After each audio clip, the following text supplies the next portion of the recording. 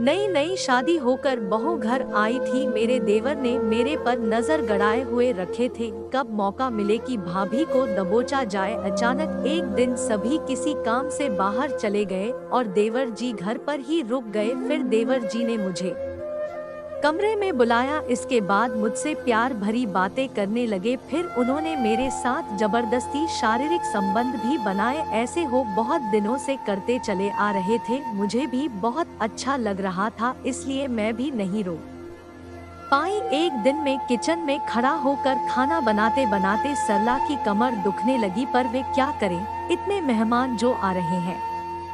बहू की पहली दिवाली है, कल तक उसे उपहार लेकर मायके जाना था। पर अचानक बहू की मां का फोन आ गया कि अमेरिका से उनका छोटा भाई और भाभी आए हुए हैं। वे शादी पर नहीं आ सके थे, इसलिए वे आप सबसे मिलना चाहते हैं।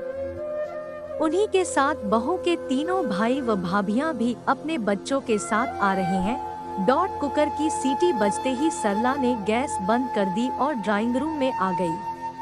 बहू आराम से बैठकर गिफ्ट पैक कर रही थी।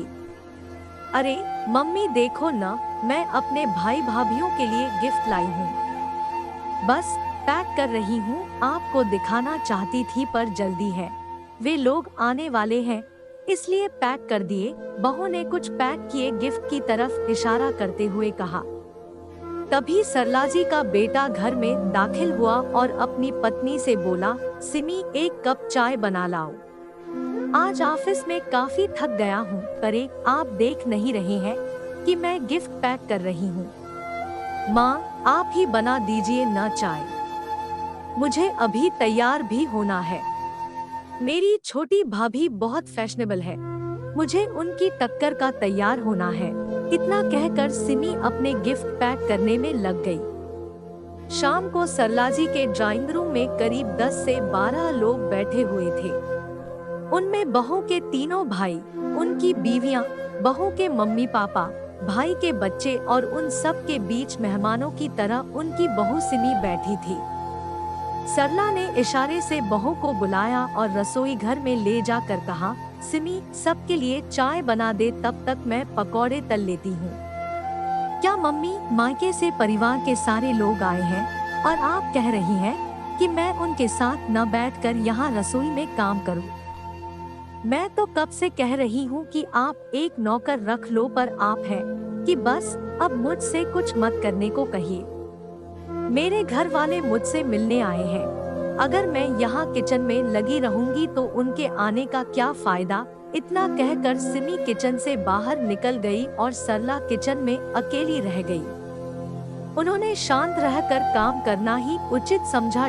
सरला जी ने जैसे तैसे चाय और पकौड़े बनाकर बाहर रख दिए और वापस रसोई में खाना गरम करने चली गई। बाहर से ठहाकों की आवाजें जब जब उनके कानों में पड़ती उनका मन जल जाता।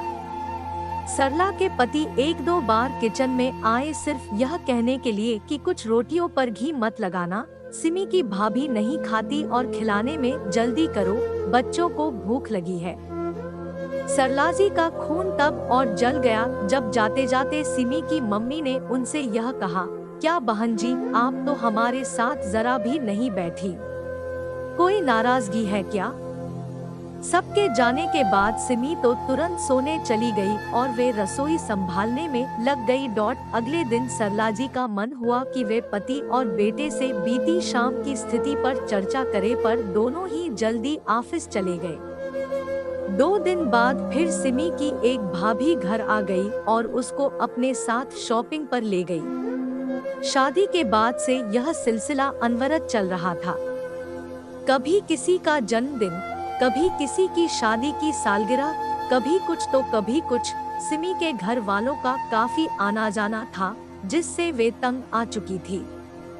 एक दिन मौका पाकर उन्होंने अपने पति से इस बारे में बात की, सुनो जी, सिमी न तो अपने घर की जिम्मेदारी संभालती है और न ही समीर का ख्याल रखती है।